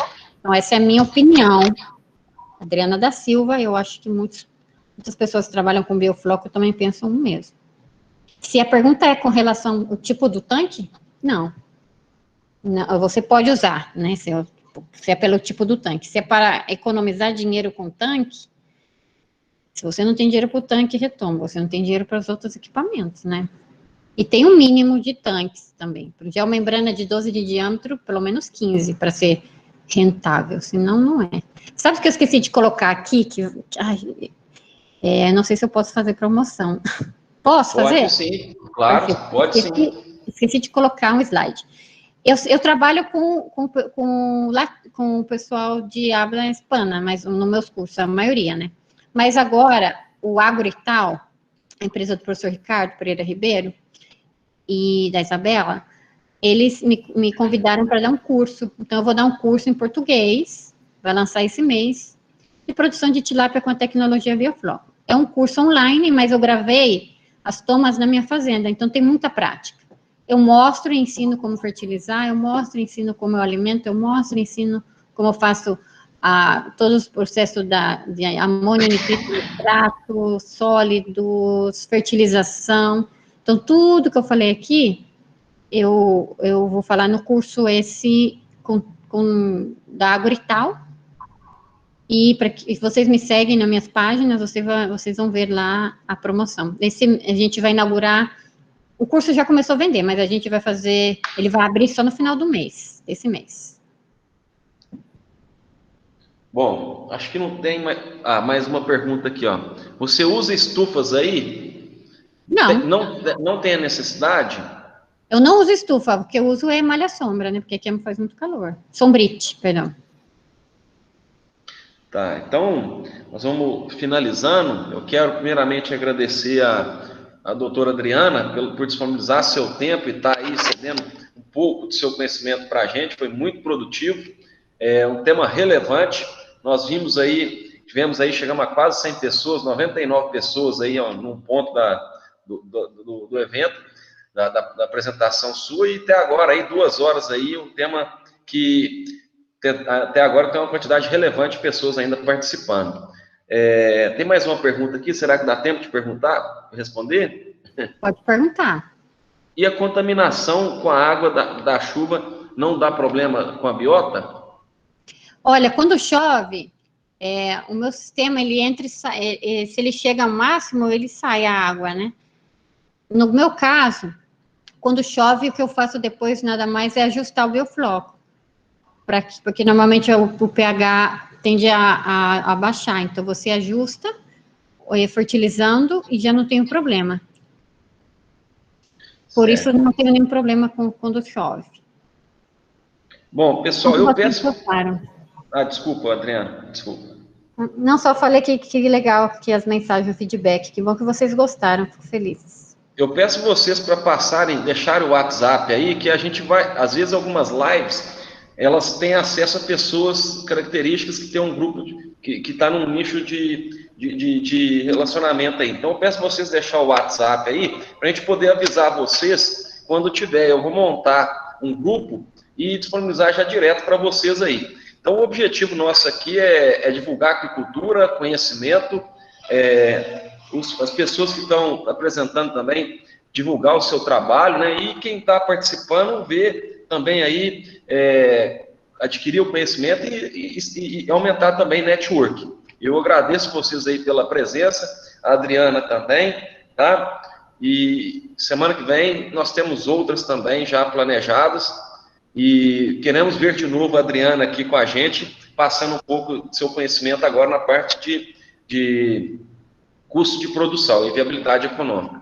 Tá bom? Então, uma boa noite a todos. Então, deixa o nosso WhatsApp aí, se a Adriana quiser se despedir, eu deixo aberto para ela também. Claro que sim. Pessoal, obrigada pela oportunidade aqui, pelo convite. Fico muito feliz de entrar aqui no mercado brasileiro. Espero que vocês tenham gostado da palestra. E espero que vocês me sigam também nas redes sociais. Lá eu tenho bastante informação também do biofloco, de outros temas de aquacultura sustentável também. Obrigada, Adriano, pelo convite e que tenham uma bonita noite aí no Brasil.